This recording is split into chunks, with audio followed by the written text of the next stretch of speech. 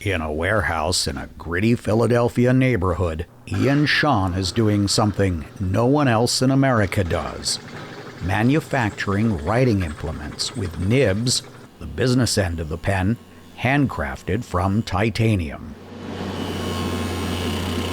The way we're doing it is really what makes us separate from the other brands and other companies that have done this in the past, which is utilizing equipment in this workshop that's traditionally designed for aerospace or medical manufacturing, and repurposing it to create an innovative, unique experience that is just different.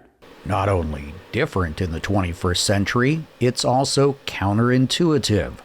With a risky investment and expensive equipment to make a product for a niche market. A fountain pen's impractical, it can be messy, it's not as good as a ballpoint pen, it's expensive. So it's really in line with the culture of the pen user that it's irrational and strange. Showing off his collection at Philadelphia's 130-year-old Pen and Pencil Club, formed by journalists fielding fountain pens to conduct their interviews, investment analyst Tony Blair says the antiquated writing instrument endures as an antidote to the digital age. Anytime you introduce input-output, like you do with a computer, now there's also, there's these other distractions, and if I get a pop-up and lose my thread, or if I type up something, am I going to remember it to the same way that I think writing something by hand helps you remember it? For many of the younger generations who did not get instruction in cursive script, this instrument is as mysterious as the rotary dialed telephone or the film camera. Now we have a really cool collection that I would say is great for novice users in particular.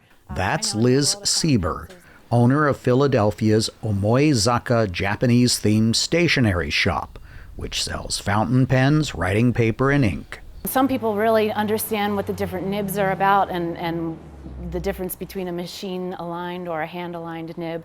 And then we also meet a lot of people who have never tried one before and are looking for something that's like not too expensive, easy to use, plays nice with a lot of different types of paper. More stores in Japan than in the United States carry Sean's Made in Philadelphia pens, thus creating a tiny entry on the export side of America's trade deficit ledger. I love that challenge. I love being the underdog, and I like just also, defying the things we think about when it comes to the way we run a business, are very in line with the reasons people use fountain pens. That challenge is also writing a new page in the story of American entrepreneurship.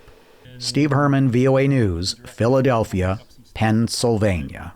Yeah, we had, I had one person come up to my